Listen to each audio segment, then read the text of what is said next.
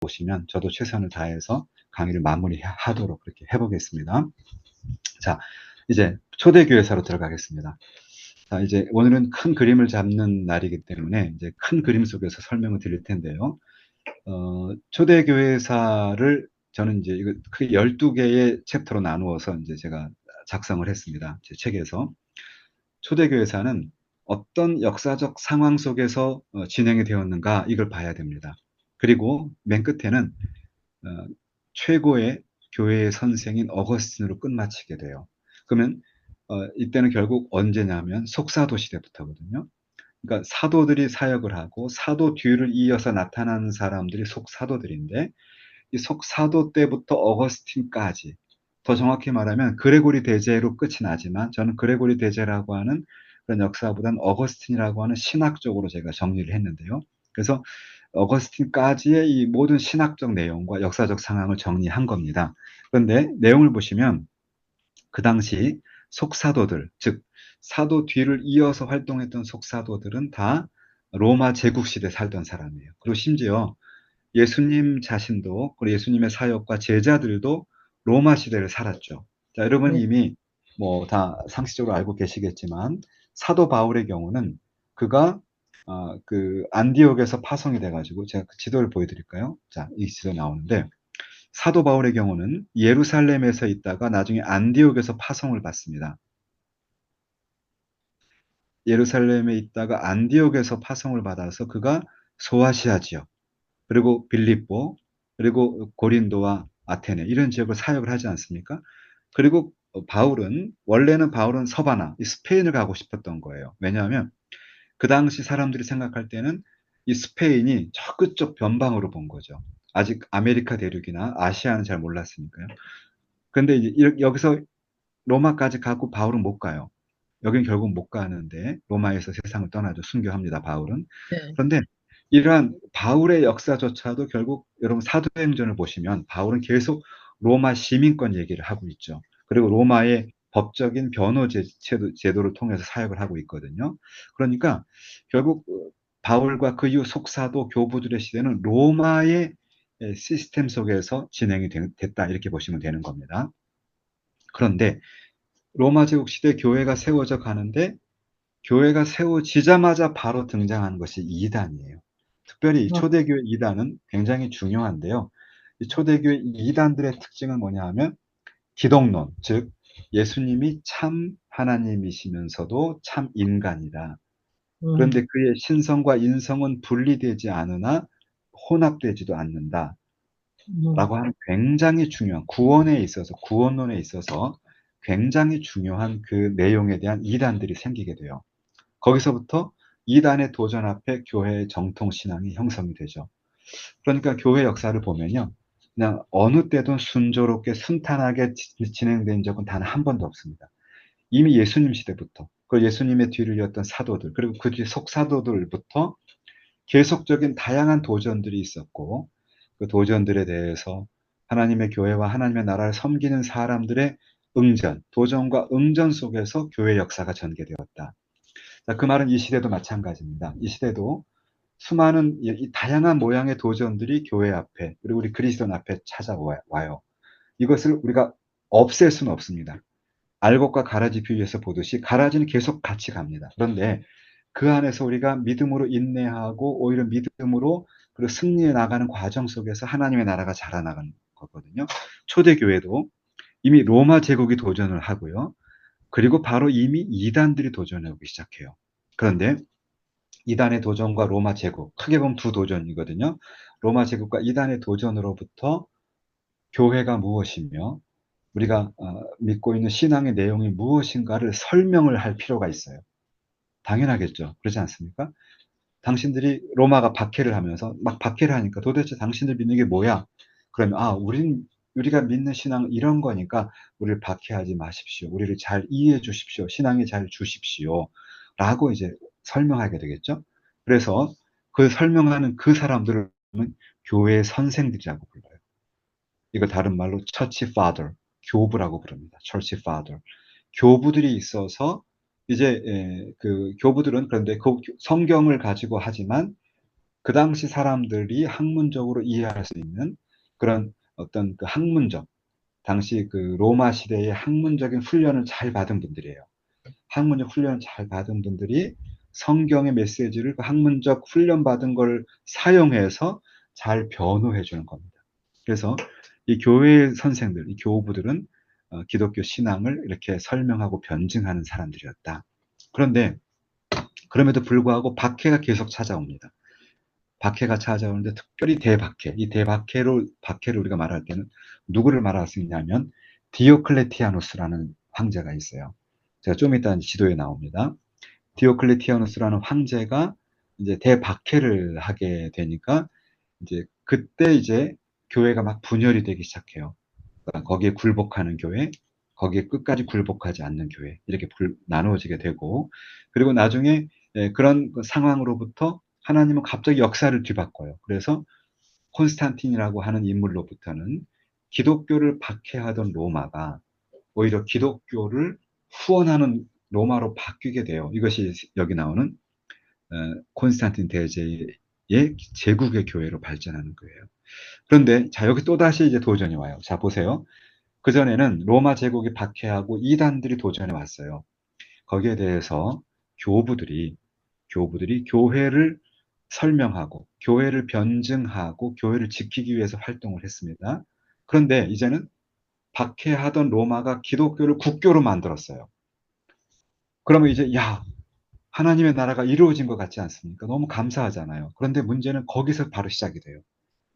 박해하던 로마가 기독교를 국교로 만드니까 어떤 일이 벌어지냐 하면 이제는 교회에 들어와서 교회에서 세례받은 세례 증서가 없으면 공무원이 될 수 없어요. 고위 공직자가 될 수 없어요. 교회에서 신앙이 좋다는 것이 인정이 돼야만 로마의 고위 공직자가 되는 거예요. 그러니까 사람들이 어떻게 하냐 하면 이제는 정말 예수 그리스도의 십자가의 복음 때문에 내가 기쁘고 감사한 것이 아니라 내가 교회의 멤버가 되어서 멤버십을 가지고 내가 여기서 어떻게 세상에 출세할까? 출세하기 위한 도구로 교회에 들어오기 시작합니다. 그러면서 교회가 점차 세속화되기 시작하죠. 자, 이렇게 세속화되는 그 상황 속에서 어떤 일이 벌어지냐면 수도원 운동이 일어나요.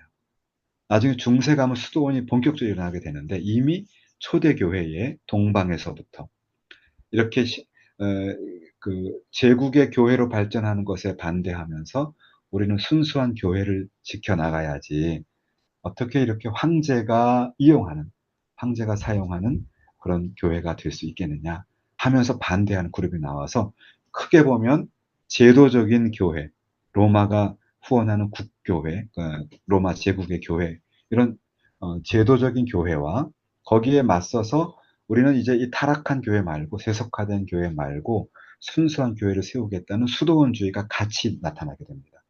이 당시에 이게 교회의 두 방향이 바로 그런 얘기고요. 그 다음에 그 중에 특별히 이제 우리가 주목하는 것은 북아프리카인데 왜냐하면 이 북아프리카가 바로 어거스틴이 활동했던 지역이 되기도 하고 그리고 좀 이따 나오는데 여기서 이 북아프리카 이 지역이 초대교회의 3대 지역 가운데 하나거든요. 자 보세요. 지금 이 북아프리카 카르타고가 나오잖아요. 이 카르타고는 유명한 터툴리안 그리고 키프리안 이런 교부들이 나와요. 자, 이제부터 이제 사람 이름들이 나오기 시작하는데요. 이제 정말 디테일하게 들어가기 시작하는 건데요. 여러분 이제 그거는 각 분야, 이제 초대교회사, 이런 한 학기 배우는 내용이거든요. 그러니까 저는 그래서 어떤 그런 사람 이름 중심의 공부보다는 흐름 중심의 공부를 해드리고 싶어요. 여러분에게 유익하기 때문에. 그래서 그렇게 해보겠습니다. 요 지역에서, 결국은 그 로마이면서도 북아프리카적인 그런 아주 중요한 신앙 체계가 형성이 되어 가는 겁니다. 자, 그 얘기는 제가 조금 있다가 어거스틴 할 때 제가 설명을 더 자세히 드리겠습니다. 자, 다시 돌아와서. 자, 그렇게 이제 되면서 결국은 요게 중요합니다. 굉장히 요 구장은 아주 신학적인 부분이에요. 325년에서 451년까지, 즉 니케아부터 칼케돈까지 정통 교리가 딱 확립이 돼요. 우리가 오늘 믿고 있는 신앙의 내용, 사도신경으로 고백하지 않습니까? 네. 전능하사 천지를 만드신 하나님 아버지, 그리고 그 하나님의 그 외아들이시면서 또 마리아에게 나시고 또 빌라도에게 고난을 받으시고 십자가에 돌아가셨다가 죽으셨다가 다시 3일 만에 부활하셔서 하늘로 올라가신 그 예수 그리스도. 자, 보세요. 네. 이상하게 사도신경을 잘 보시면 하나님은 전능하사 천지를 만드신 하나님 아버지를, 일단 네. 성령님을 말할 때는요, 성령을 믿사오며 아주 심플합니다. 그런데 사도신경을 잘 보시면 거기서 예수님을 설명하는 부분은 엄청나게 길어요. 그죠? 여러분 네. 평소에 그런 생각 해보셨죠?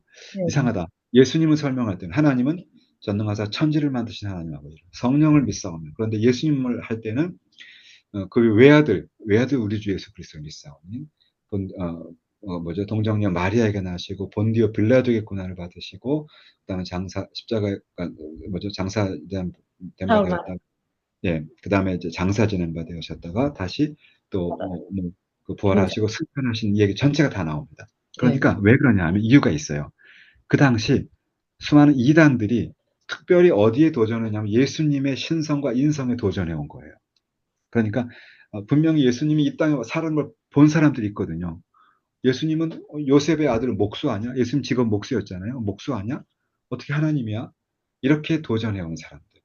또 반대편에서는 예수님이 하나님이신데 어떻게 인간의 몸으로 올 수 있어? 지금 우리가 보이는 예수님은 진짜 인간이 아니라 이거는 그냥 하나님, 그 신성이신 하나님이지 예수님은 인성이 없어. 이렇게 예수님의 신성과 인성에 대한 도전들이 생겼거든요. 그래서 이 정통 교리가 확립되는데 가장 중요한 것은 기독론적인, 즉 예수님은 누구신가? 예수님은 참 인간이시고 참 하나님이신가? 이런 문제에 대한 도전에 대한 신학적 정리가 이루어진 겁니다. 그래서 325년부터 451년은 바로 이런 정통 교리가 확정되어 가는 것이다.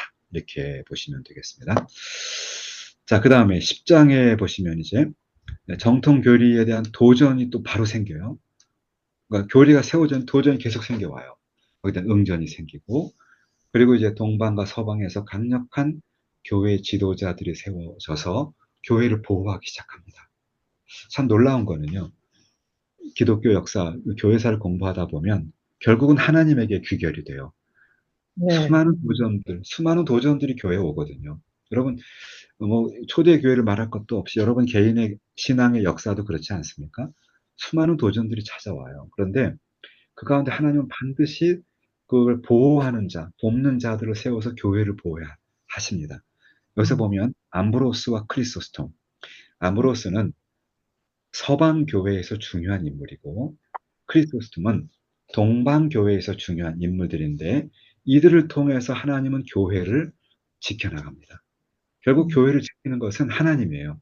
다만 아까 우리가 요셉 얘기할 때 제가 창세기 45장과 50장 얘기했듯이 나를 이리로 보낸 것은 당신이 아니라 하나님이다. 왜?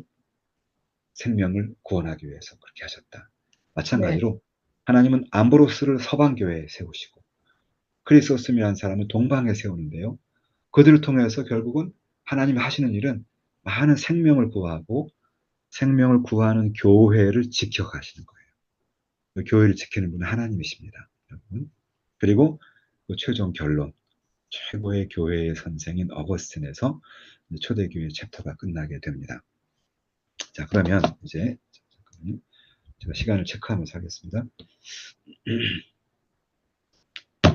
자, 여기 보시면 이게 디오클레티안 황제인데, 여러분, 이 사람 이름은 잊어버려도 좋습니다. 이 지도는 기억하면 여러분에게 유익해요. 여러분이 네. 지도를 가지고요. 여러분의 그 주변에 있는 여러분의 친구들에게, 야, 말이야, 교회사 알아? 말하면서 디오클레티아누스 황제 때 이렇게 큰 땅이 있었는데 이게 다 이제 기독교화되는 그런 역사가 초대교회에 있었어. 이렇게 말하면 와, 굉장히 여러분을 아마 다른 눈을 보게 될 거예요. 이게 로마거든요.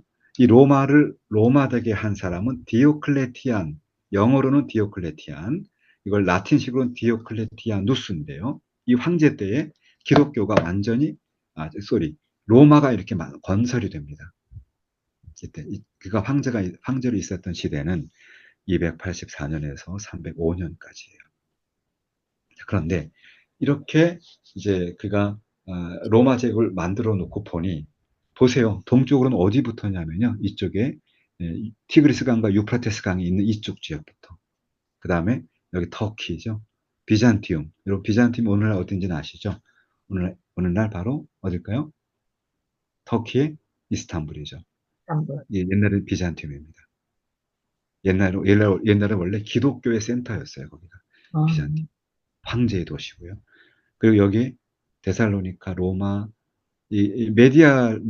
메디올라눔이라는 이름 여러분 낯설 텐데, 제가 이걸 오늘날 이름을 말하면 여러분 금방 하실 텐데, 이 메디올라눔이 오늘날은 밀라노입니다. 밀라노. 밀란. 밀라노 들어보셨죠? 패션으로 유명한 곳. 이 네, 밀라노가 원래는 황제의 도시였어요. 자, 네, 그래서 이 디오클레티아누스라는 황제가 어떻게 했냐면 이 넓은 로마를 통치하기 위해서 딱 둘로 나누었어요. 오른쪽과 왼쪽. 이것이 오늘날 동방과 서방, 동방 기독교와 서방 기독교가 생기는 하나의 이유가 되기도 해요, 지리적으로. 자, 동방과 서방을 나누고, 동방의 수도를 어디로 삼았냐 하면 비잔티움이에요. 밀란. 그러니까 뭐예요? 여러분, 이 비잔티움은요, 오늘날 이스탄불은 로마 황제의 수도라니까요. 어마어마한 곳이고, 기독교의 센터예요. 그리고, 그리고 이 동방도 혼자 나누기 어려우니까 부제, 그러니까 부황제를 세워요. 그 부황제에게는 데살로니카를 중심으로 통치하게 해요. 물론 전체는 디오클레티아누스가 다스리지만 이렇게 또 세분한 겁니다. 자, 이 서쪽은 누가 다스리느냐? 서쪽은 또 다른 황제, 코엠퍼러 막시밀리안이 다스려요. 어디서 다스리느냐? 메디올라룸, 즉 여기가 밀라노. 밀라노를 수도로 해서 서쪽을 다스리게 한 겁니다. 그런데 여기도 넓으니까 또 부황제를 세워요. 이 부황제를 시저라고 불러요. 시저. 그 부황제 시저가 누구냐? 막시밀리안이에요. 여기는 막시미니안이고 여기는 막시미니안 누구냐면 콘스탄티우스예요. 콘스탄티우스. 네, 네, 1세라는 사람인데 바로 이 콘스탄티우스 1세의 아들이 유명한 콘스탄틴 대제예요. 그 아들이. 원래 그 아버지는 부제였습니다. 서쪽 로마의 부제. 그 수도가 어디냐? 트리에르예요. 트리에르. 그래서 이렇게 크게 보면 로마는 하나인데 대로마 황제가 디오클레티아누스 황제인데 넓으니까 크게 보면 둘로 나누었고 동과 서로 더 자세히 보면 네 개로 각각의 부황제를 세워서 나누었다. 이것만 이해하시면 여러분 초대교회사의 절반을 이해하신 겁니다. 왜냐? 이 안에서 모든 일이 다 일어나게 돼요. 제가 한 가지 음, 기억할 것은요. 오늘날은 누가 봐도 오늘날 이 지역의 중심부는 서유럽이죠. EU. 유럽의 중심지, 문화와 정치, 경제 중심지입니다만은 이 당시로 보면 서쪽이 아니라 동쪽이 중심지입니다. 아, 모든 문명은 그리스 문명, 그리고 여기 터키, 이쪽이 문화의 중심지예요. 그래서 오늘의 눈을 보시면 안 되고요. 초대교회를 보시면 비잔티움, 아이러니하게도 오늘날 이스탄불이 이슬람 지역의 핵심 지역인데 옛날 초대교회는 거의 기독교의 가장 중심적인 지역이었다는 거예요. 비잔티움. 자, 이 지도를 보시고 이것이 나중에 이 지역에 있었던 콘스탄티우스 1세의 아들이었던 콘스탄틴 대제가 기독교를 개종을 합니다. 기독교를 개종을 하면서 그 어머니가 헬레나인데요. 경건한 어머니 밑에서 그가 훈련을 받아서 기독교를 개종을 해가지고 결국은 이 전체 지역이 기독교로 바뀌었다. 그런 얘기예요. 자, 그런데 이런 초대교회가 이제 발전되어 가는 중에 자연스럽게 중심지가 생기죠.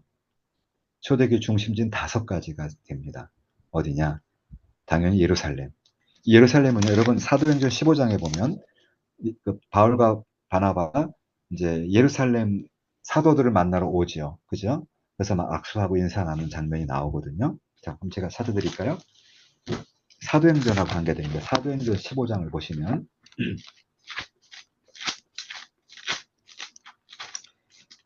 여기 보시면 예루살렘 회의가 나와요. 자, 봅시다. 어, 2절에 보시면 바울과 바나바와 그 중에 몇 사람을 예루살렘에 있는 사도와 장로들에게 보내기로 작정하니라. 그래서 이제 그들에게 옵니다. 와서 이제 회의를 하는 거죠. 이것이 유명한 예루살렘 회의인데요.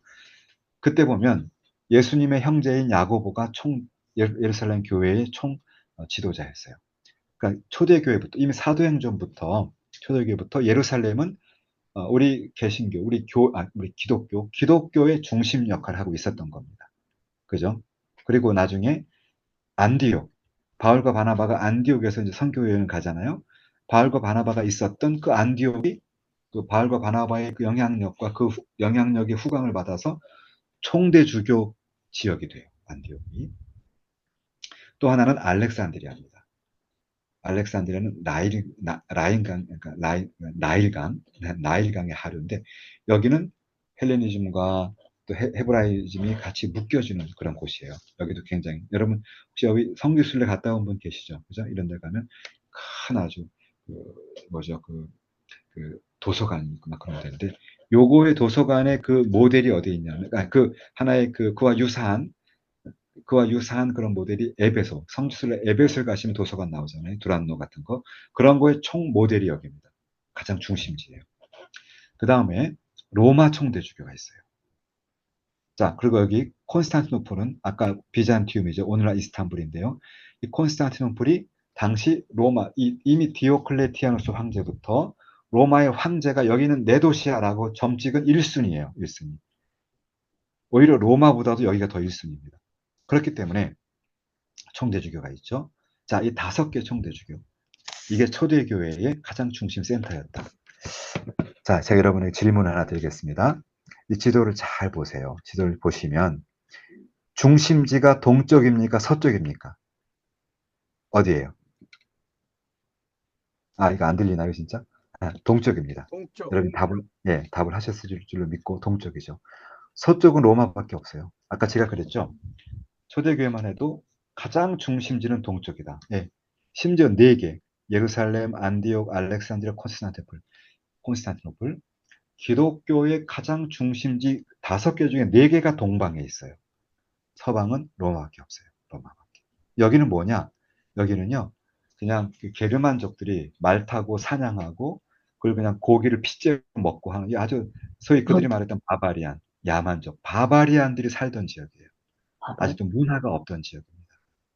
그러니까 초대교회만 해도 동방의 중심, 이게 언제 역전이 되냐면 중세에게 역전되기 시작해요. 문화적 중심지가. 초대교회는 동방의 중심지였다.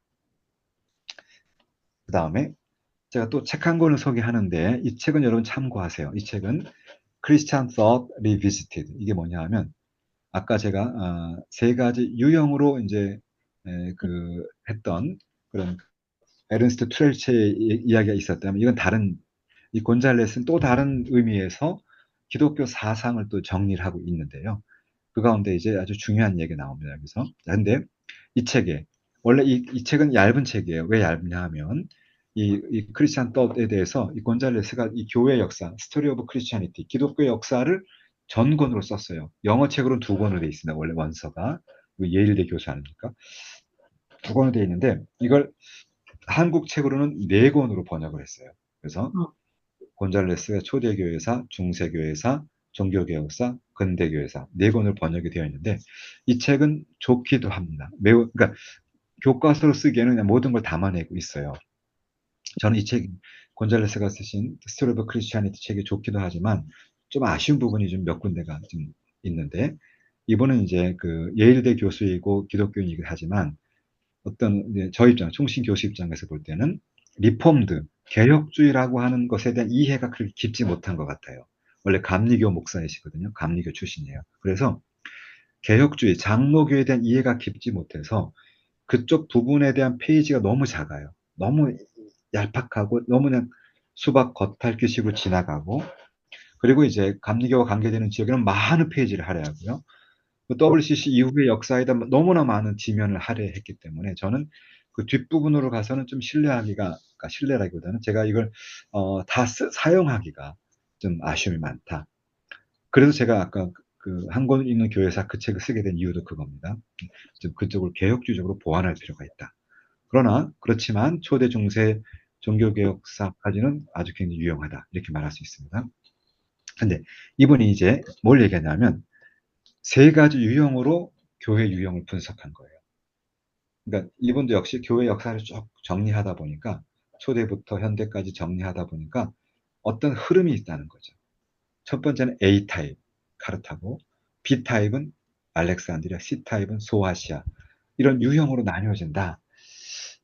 자, 이 자체만 가지고 제가 몇 시간을 강의해야 되기 때문에 다 그럴 필요는 없고 그냥 간단히 말씀드리면 초대교회 안에 다양한 흐름들이 있었다. 이렇게만 이해하셔도 좋겠습니다. 그럼 특징이 뭐냐?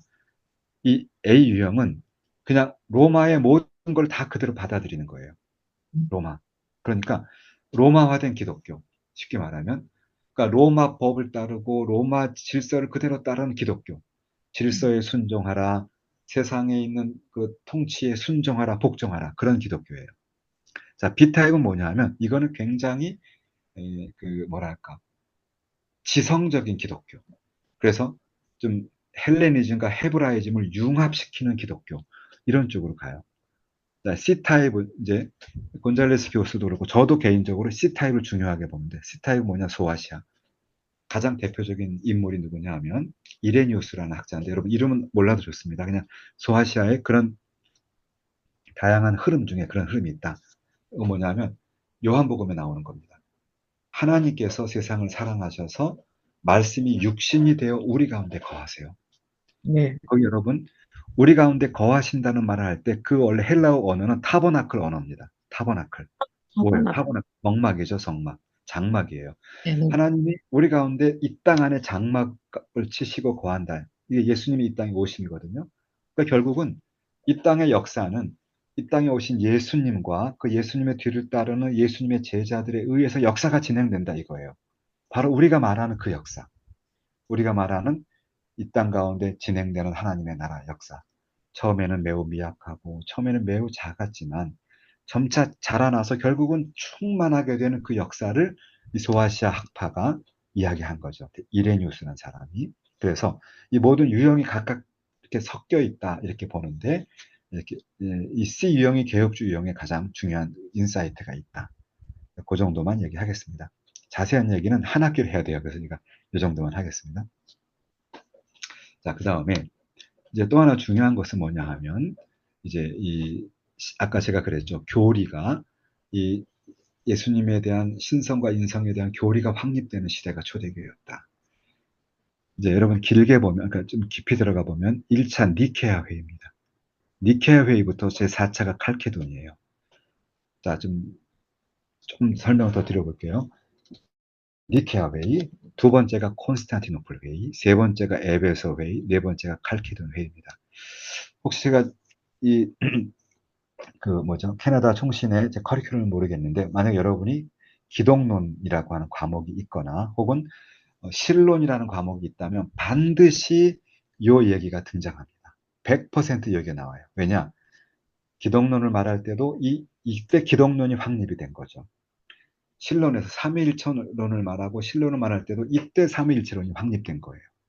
그러니까 우리는 복잡한 회의 과정을 우리는 다 알 필요가 없습니다. 여러분 그걸 아시려면 초대교회사를 깊이 들어가거나 여러분이 THM을 하셔야 돼요. 근데 그거까지 할 필요 없잖아요. 그러니까 중요한 것은 예수님이 참 하나님이시다. 그런데 참 인간이시다. 그런데 참 하나님이시고 참 인간이시라면 그의 신성과 인성은 분리될 수 없고 혼합될 수도 없다라고 하는 거기까지 교리가 여기 그 320년, 25년부터 451년까지 약 한 뭐 130년, 120, 30년 동안의 그런 어떤 신학적인 작업을 거쳐서 교리가 확립이 됩니다. 여기까지는 우리 모든 개신교가 다 인정하는 교리예요. 네. 그리고 이 모든 교리 회의가 이루어진 지역이 다 어디예요? 다 터키 지역입니다. 다 터키예요. 그죠? 네. 콘스탄티노플, 칼케돈, 니케아, 에베소 다. 그러니까 결국 뭐예요? 터키. 원래 이 터키가 초대교회 7교회가 있지 않았습니까? 이게 안디옥이죠. 초대교회 7교회가 있던 교회잖아요. 이 지역들에서 기독교가 확립이 된 겁니다. 그런데 자, 이게 중요한 교훈인데요. 하나님의 일하심이에요. 아까 제가 교회에서 하는 하나님의 일하심을 보여준다. 우리가 믿고 있는 가장 중요한 우리 예수 그리스도와 삼위일체 하나님에 대한 교리가 확립된 곳이고 황제가 기독교를 후원한 그 콘스탄티노플 여기 있고 안디옥 가장 기독교 센터가 여기 있었잖아요. 초대교회 7교회가 있던 곳이에요. 그런데 그 지역이 지금은 100% 이슬람 지역으로 바뀌었죠. 무슨 네. 뜻입니까? 무슨 뜻이냐면 하나님의 나라는 망하지 않습니다. 이 지역이 이슬람으로 바뀌었다고 해서 하나님 나라가 망한 것이 아니죠. 하나님 나라는 움직여요. 하나님 나라는 터키 지역에서 이제 그리스, 로마로, 유럽으로, 미주 지역으로, 아시아로 점차 이동해 가고 있거든요. 그러니까 하나님은 일하시는데 그때그때 사용되는 민족, 사용되는 지역이 있다는 뜻이에요. 지금까지 역사 흐름을 보면 여러분 복음의 동진, 복음의 서진이라고 들어보셨죠? 복음이 점차 확산돼 가는 겁니다. 여기서 시작해서 이렇게 터키에서 그다음에 바울에 의해서 그리스와 로마로 유럽으로 나중에 대서양을 건너서 여러분이 살고 계시는 캐나다와 미국으로 그리고 나중에 캐나다와 미국에서 선교사님들에 의해서 다시 아시아, 한국과 중국, 일본으로 그리고 이제 한국이 선교 강국이 되어서 이제 한국 선교사들에 의해서 전 세계로 복음은 이렇게 서진해 가고 있거든요. 그죠? 우리가 그렇게 본다면 이 초대교회 역사를 통해서 배우는 교훈은 어느 지역도 끝까지 신앙을 지키기가 어렵다. 우리가 교훈이에요. 신앙을 네, 지키는 것이 정말 어렵다는 걸 배우게 돼요. 그러나 그럼에도 불구하고 하나님의 나라는 망하지 않고 계속 전진한다. 자, 그러면 저는 이제 우리 한국, 우리 디아스포라 코리안, 저는 중요하게 보거든요. 이 디아스포라 코리안들이 갖고 계셔야 될 중요한 비전이에요. 적어도 이 시대까지는, 적어도 2024년까지는 하나님은 한국 교회와 디아스포라 코리안 철치를 사용하고 계십니다. 그건 누구도 부인하지 않아요. 다 인정하고 있습니다. 그런데 중요한 것은 천년 만년 우리가 사용될 수 있을까라는 질문이에요. 역사를 보면 마치 다윗이 하나님 마음에 합한 자라. 그럴 때 네, 하나님은 그를 사용하고 사울을 세웠지만 사울이 하나님의 뜻에 맞게 사역하지 않을 때 하나님은 사울이 아니라 다윗을 사용하시잖아요. 한국 교회가 사울이 아니고 다윗이 되려면 네, 다윗과 같은 그런 교회가 되려면 우리가 진리의 말씀과 또 네. 하나님의 교회를 잘 지켜가야 되는 거예요. 아멘. 우리가 하나님의 말씀과 진리의 그 교리와 또 우리 그 주의 몸된 교회를 잘 지키지 않고 거기서 점차 세속화되고 그리고 타락하고 그리고 그 안에서 분열하고 이렇게 되면 하나님은 한국 교회가 아니라 이제 중국, 인도 혹은 인도네시아 다른 교회가 그 일을 하도록 역사는 흘러갈 거예요. 그 10%. 모든 것은 우리의 몫이에요. 우리가 사울의 길을 갈 거냐, 다윗의 길을 갈 것이냐. 우리가 다윗처럼 실수할 수 있어요. 여러분, 다윗이 얼마나 많은 실수를 했습니까? 그럼에도 불구하고 다윗은 시편 51편에 있는 것처럼 정말 하나님 앞에 처절하게 무릎을 꿇었어요.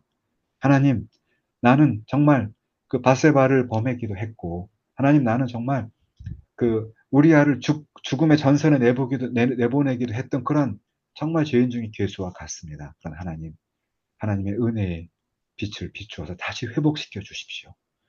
잘못할 수 있지만 잘못 가운데 다윗처럼 하나님께 처절히 엎드리는 사람, 하나님은 그런 사람과 그런 교회를 사용한다는 겁니다.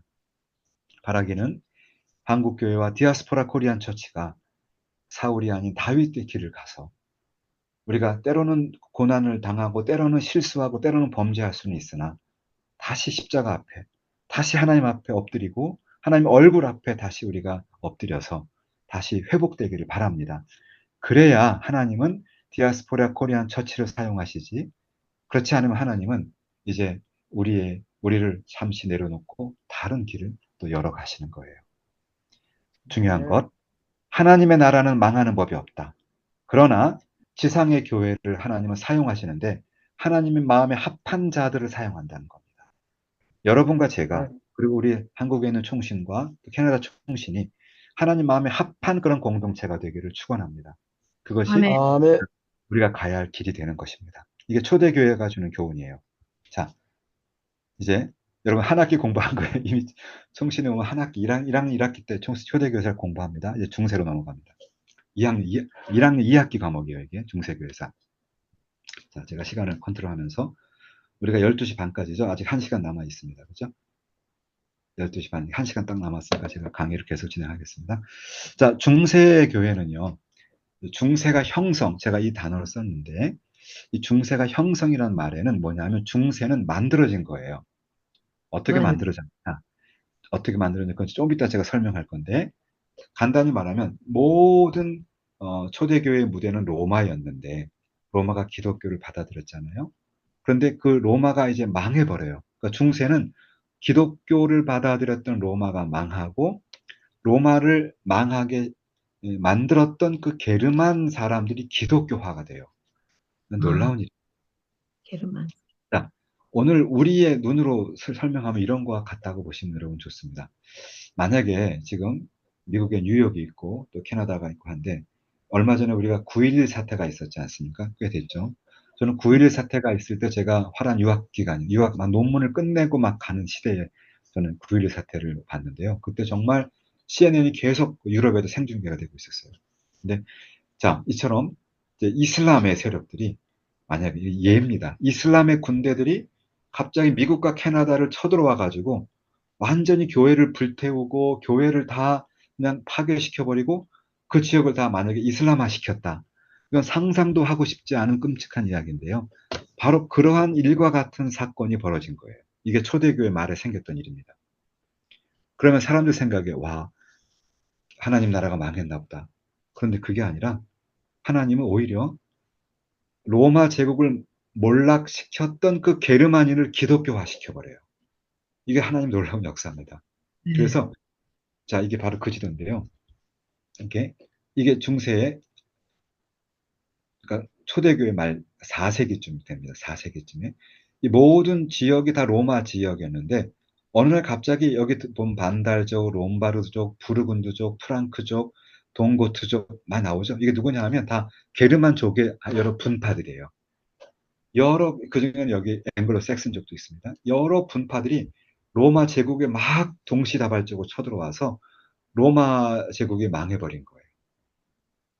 여러분 그런데 로마는 망해도 뭐는 망하지 않는다고요? 하나님의 나라는 망하지 않아요. 네. 하나님은 오히려 로마를 몰락시켰던 게르만족들을 기독교화 시켜버려요. 그래서 유럽이 형성된 겁니다. 음. 이게 오늘날 유럽이에요. 아, 그러니까 유럽은요, 정확히 말하면 그리스, 로마는 문화적으로만 있는 것이지 유럽을 만든 사람들은 게르만족들입니다. 음. 바바리안들이에요, 바바리안들. 그들이 유럽을 만들었다. 이렇게 보시면 됩니다. 자, 형성이 됐는데 동시에 동방에서도 역시 기독교 세계가 발전해 갑니다. 발전해 가고 있어요. 자, 그런데 이제 우리가 말하는 유럽의 아버지, 진정한 유럽의 아버지요. 그리고 오늘날 우리가 알고 있는 독일과 프랑스와 네덜란드와 그리고 그 벨기에 이런 나라들 이런 모든 그 유럽의 중심 국가 아닙니까? 독일, 프랑스, 네덜란드, 벨기에 이런 모든 나라들의 아버지가 되는 모든 나라들의 조상이에요. 되는 사람이 누구냐면 샤를마뉴 대제입니다. 혹시 어, 평소에 문화에 관심 있는 분 들어보셨을 거예요. 샤르마니 대제. 네. 샤르마니 대제는 이제 프랑스식 발음이긴 한데요. 영어로 하면 찰스예요. 찰스 더 그레이트. 책은 알죠. 어떤 네. 책에는 찰스 대제라고 하거나 찰스 더 그레이트라고. 혹시 여러분 영어 책을 보시면 찰스 더 그레이트라고 나옵니다.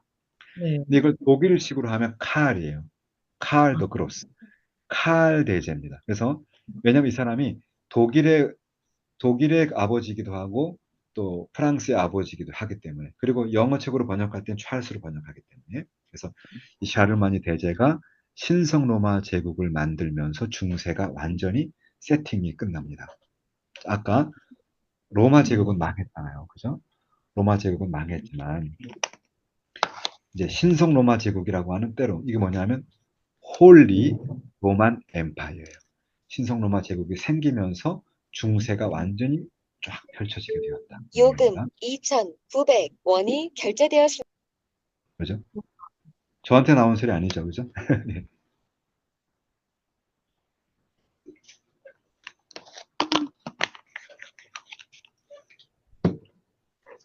자, 그 다음에 자, 고함 또 볼까요? 샤르마니 대제. 이 샤르마니 대제는 이 여러 게르만족 가운데 프랑크족이에요. 이 프랑크족은 여러 이점이 있었어요. 이 볼까요? 이 엄청나면 반달족 같은 경우. 어거스틴이 살던 이 카르타고를 몰락시킨 사람이 반달족인데 반달족은요, 여기서 유럽 중부부터 시작해서 이렇게 와서 스페인 거쳐서 바다 건너 북아프리카까지. 나중에 에너지가 다 소진돼요. 로마까지 갑니다. 에너지가 소진되죠, 나중에. 그런데 제일 조금 이동하는 족속이에요. 제일 조금 이동하고 그리고 분열을 덜 했어요. 그래서 이 프랑크족이 강력한 프랑크족이 되는데 그가 바로 여기에요. 이게 프랑크족이 되어서 이 샤르마뉴 대제가 통치했던 영토입니다. 볼까요? 이탈리아 북쪽, 독일, 벨기, 네덜란드, 벨기에, 룩셈부르크, 그리고 프랑스까지. 어마어마한 오늘날 유럽의 노른자위는 다 들어가 있죠. 여기서 영국만 빠집니다. 다 들어와 있어요. 이 나라를 하나로 묶어나간 사람이 찰스 대제. 그래서 대제예요. 이것이 신성 로마 제국이 되는 건데, 결국은 로마 제국과 같은 엄청난 영토가 샤르마니에 의해서 세워졌다. 그게 이제 샤르마니 대제입니다. 바로 이 인물이에요. 이분. 유럽의 아버지라고 부릅니다. 자, 그런데 또 여러분 중세 샤르마니 대제가 중요하다고 한다면 또 하나 중세 여러분이 꼭 기억해야 될 게 뭐냐 하면 이슬람이에요. 여러분, 이슬람이 나타난 것은 중세입니다. 어떤 분은 잘 몰라요. 이슬람이 옛날에 초대교회 때 있었던 거 아니야? 이렇게 오해하시는데 아니에요. 이슬람은요. 이슬람은 6세기, 즉 600년대, 즉 7세기에 처음 등장합니다. 그래서 중세가 중요한 이유 중에 하나는 도대체 이슬람이 어떻게 생겼을까? 어떻게 드러났을까라는 것이고요. 또 하나는 이슬람과 기독교 세계관에 엄청난 십자군 전쟁이 벌어지게 되거든요. 그래서 이 십자군 전쟁이 결국은 이 동서간에 굉장히 중요한 어떤 그 모멘텀을 만들어 나간다. 그것도 하나 기억하셔야 되고요. 이슬람이 등장했다. 자, 그 다음에 또 하나는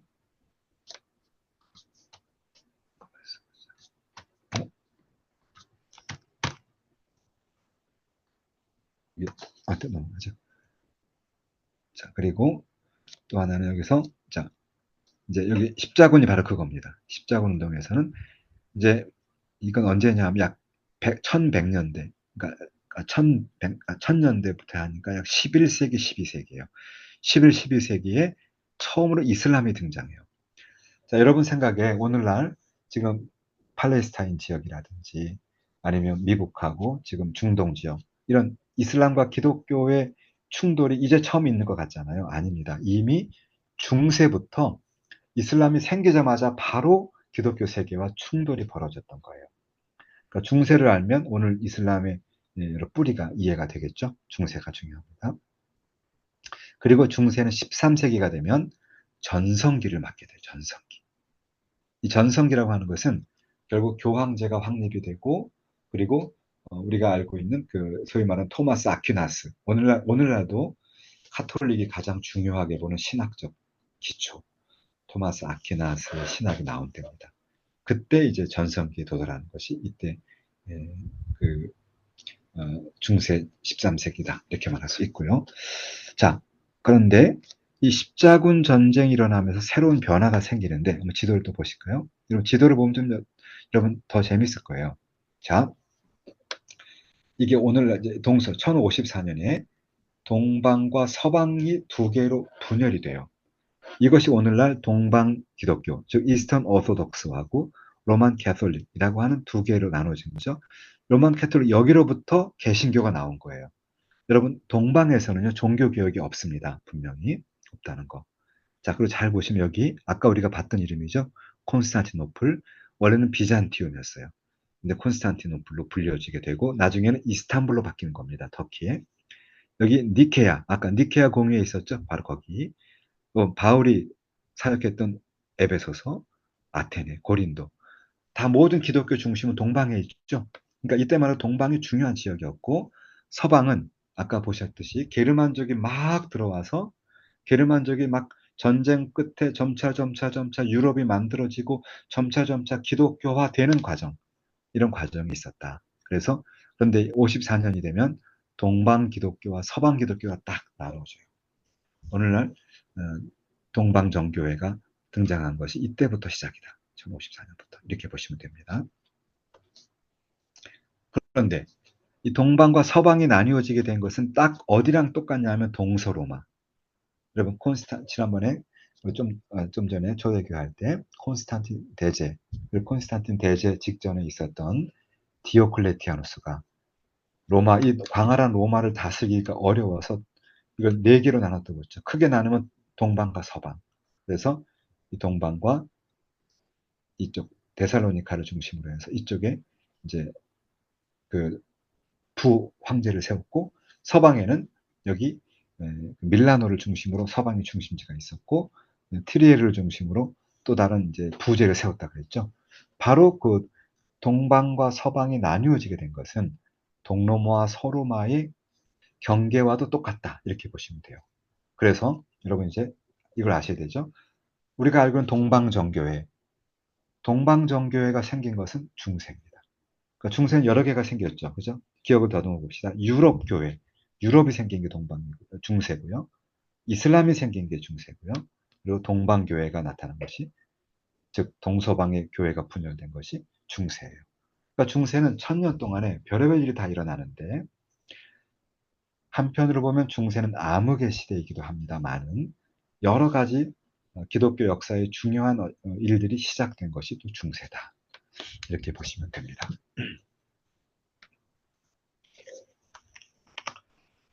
계속 강의하니까 제가 목이 막 이렇게 잠기기 시작하네요. 제가 여러분 양해를 구하겠습니다. 네, 물도 드시고 천천히 해주세요.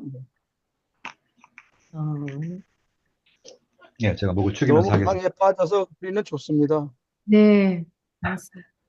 강의 속도는 괜찮으세요? 네, 재밌어요. 네네, 다행입니다. 자, 그러니까 저는 그런 말씀을 드리거든요. 교회사를 공부하면요, 마치 여러분이 비행기를 타고 유럽으로 여행을 떠나는 것과 똑같아요. 네, 그렇게 지금 생각. 우리는 그 캐나다와 한국, 그리고 뭐 인도네시아, 뭐 말레이시아라든지 뭐 기타 다양한 곳에서 강의를 들으실지 모르겠는데, 사실은 지금 우리 모든 이야기 유럽 얘기하고 있잖아요. 지금 여러분 그래서 유럽 배낭여행을 가셨다, 유럽 패키지 여행을 가셨다라고 생각하면 됩니다. 네. 실제로 제가 그 우리 총신 신대원 졸업여행 학생들을 데리고 유럽 배낭여행도 여러 번 가거든요. 배낭여행다. 유럽 그 종교개혁 투어도 많이 다니거든요. 그럼 굉장히 네. 재밌어요. 네, 그런 투어 한다고 생각하시면 됩니다. 자, 또 하나. 중세에는 이런 시스템이 있었어요. 자, 이거 뭐냐 하면 유명한 봉건제도라는 건데, 여러분 이것만 이해하시면 중세는 끝나는 겁니다. 봉건제도, 이건 사실은 바람직한 제도는 아니에요. 아주 구시대의 모순이에요. 그런데 로마 카톨릭은 그 중세를, 이 봉건제도를 지지하고 있었어요. 맨 위에 교황이 있습니다. 교황 밑에 왕들이 있고요. 왕 밑에 귀족들이 있어요. 노블스. 귀족 밑에 기사, 나이츠가 있어요. 그 밑에 페전트, 농노가 있어요. 이런 피라미드를 갖고 있었고, 로마 카톨릭은 이것을 하나님이 주신 질서라고 말했어요. 그러면 이 농노들은 아침에 일어나서부터 저녁에 잠들 때까지 계속 밭에 나가서 일만 하다가 죽는 사람들이에요. 교육의 기회도 없습니다. 정말 가난하고 불쌍한 영혼들이거든요. 근데 이 사람들은 그냥 일꾼들, 그냥 당신을 그게 하나님 뜻이야, 그렇게 살아, 이런 거와 똑같아요. 교육도 시키지 않습니다. 교육의 기회는요, 귀족들과 왕에게만 있고 성직자에게만 있고, 대중들은 교육 글자를 모르는 사람, 일자무식이에요. 그래서 여러분 유럽 여행 다녀오신 분 많으시죠? 유럽에 살다 오신 분도 계실 거고, 유럽의 오래된 교회당을 가보세요.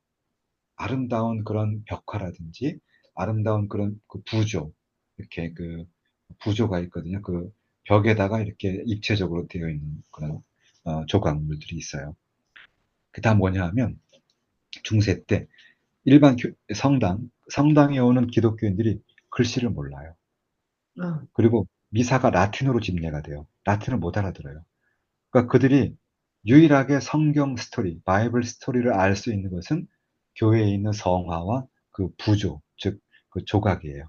그걸 보고 이게 예수님 행한 이적 이거구나, 오병이어가 이거구나, 그렇게 하는 거예요. 글씨를 몰라, 이 사람들은. 그리고 중세는 얼마나 아이러니하면요, 성경을 읽는 것을 금해요.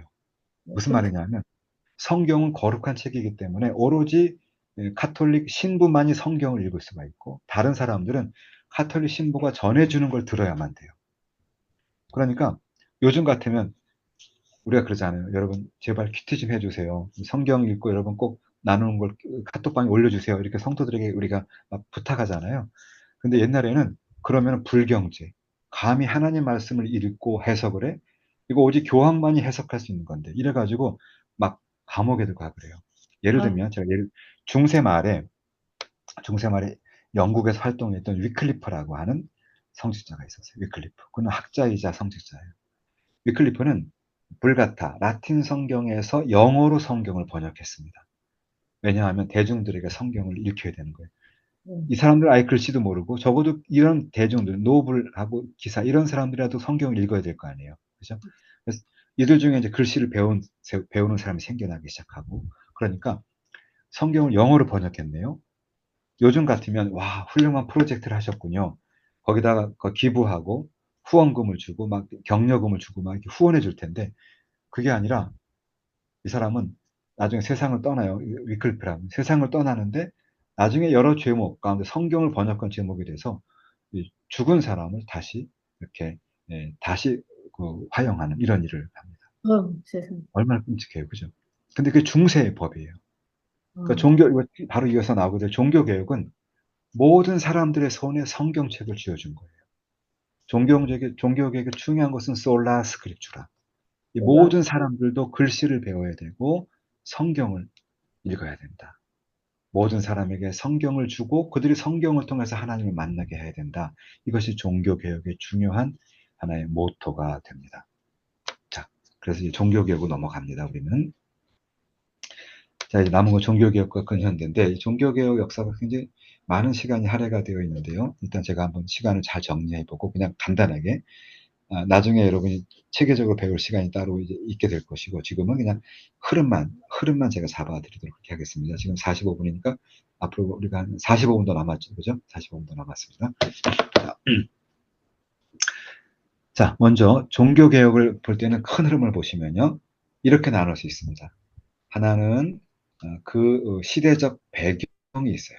여기서 보시면, 자, 이걸 제가 이렇게 해볼까요? 일로 와서 이걸 한번 이렇게 그려보겠습니다. 펜으로. 자, 1장부터 3장까지가 종교개혁의 한 묶음이 된다고 볼 수 있습니다. 자, 그 다음에 4장부터 7장까지가 종교개혁의 한 묶음이라고 보실 수 있습니다. 여기까지가. 그 다음에 8장부터 시작해서 여기가 한 묶음이에요. 그러니까 종교개혁사는 1, 2, 3개의 묶음으로 이해하시면 좋아요. 자, 내용을 자 보면 첫 번째는 배경이에요. 종교개혁이 일어날 당시에 유럽은 어떤 상황이었을까? 그리고 종교개혁을 향해서 어떻게 가고 있었을까? 이 배경을 배우는 겁니다. 자, 두 번째는 마틴 루터, 치빙글리, 그리고 급진 종교개혁, 그리고 칼빈.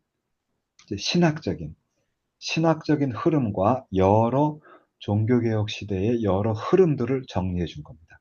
그러니까 신학자와 흐름들. 어떤 사상이 있어야 이제 그 사상을 받아들이는 사람들이 나오니까요. 그 다음에 이 8장부터 12장까지는 각 지역별로예요. 영국, 스코틀랜드, 프랑스, 독일, 네덜란드. 각 지역별로 종교개혁 신학이 어떻게 확산되어 갔는가. 다분히 역사적인 흐름을 갖고 어떻게 최종적으로 종교개혁이 결론이 났는가를 보여주는 겁니다. 자, 종교개혁에서 어떻게 보면 심플하죠? 네, 심플하지만 이걸 깊이 들어가면 이 자체가 아까 이 책, 이게 540페이지 되는 책 하나로 묶어내는 거예요. 굉장히 긴 내용인데 구조를 알면 이해가 쉽습니다. 구조가 이렇게 됩니다. 그래서 배경, 여러 신학자들을 통한 신학적 흐름들, 각 지역별로 어떻게 흘러가는가 역사적인 전개. 이해가 되시죠? 네. 네. 이것만 이해해도 여러분 벌써 종교개혁사의 3분의 1은 이해하신 거예요. 자, 그럼 그때 어떤 시대인가? 시대가 이제 중요한데요. 자, 이건 참 중요한데, 자, 보세요. 여기 보면, 여기 루터가 있죠, 루터. 그리고 칼빈, 이 살던 시대예요. 그들이 태어난 것은 1483년, 1509년. 세상을 떠난 시대는 1546년, 1564년이에요. 자, 이때가 종교개혁이 일어난 시대인데, 이 시대가 어떤 시대냐 하면 바로 이런 시대입니다. 바로 이런 시대다. 이렇게 보시면 돼요. 어떤 시대냐? 지금까지 아까 우리가 지금까지 봤지만 기독교의 중심지, 기독교의 핵심지가 어디였냐 하면 콘스탄티노플, 비잔티움이었어요. 그런데 그 로마가요, 결국 로마가 몰락해버리고 말아요. 누구에게? 이슬람에게. 아까 제가 뉴욕이나 혹은 이 미국과 캐나다가 이슬람에게 몰락한다고 생각해 보세요. 이거 정말 끔찍한 재앙 아니겠어요? 그 기독교 중심지가 몰락을 해버리네요.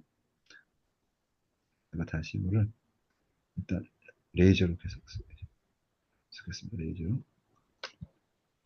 이게 몰락해버려요. 야, 이게 뭐지? 하나님 나라가 어떻게 되지? 굉장히 불안하고 두려운 상황이에요. 그런데다가 여기서 유럽 사람들이 이렇게 배를 타고 가서 남아공을 지나서 인도로 가는 길을 발견해요. 그리고 지금 우리 캐나다 여러분이 사시는 여기 영국에서 배를 타고 쭉 가가지고 주로 이제 캐나다는 퀘벡도 아시겠지만 프랑스 사람들도 많이 들어갔거든요. 프랑스 사람들. 그리고 이런 유럽 사람들이 들어가서 캐나다와 미국을 건설해요. 신대륙이 발견된 거예요. 근데 그들은 특히 이 콜럼버스 같은 사람은 세상을 떠날 때까지도 이 지역이 그냥 인도인 줄 알았죠. 그 서인도 제도라고 하지 않습니까? 인도인 줄 알았고요. 심지어 마젤란은 여기 포르투갈에서 배를 타고 와가지고 이렇게 해서 결국 다시 돌아와요. 지구가 둥글다는 걸 증명해내요. 이때가 루터와 칼빈이 살던 시대입니다. 네. 그리고 코페르니쿠스의 지동설이 나오던 시대가 이때예요.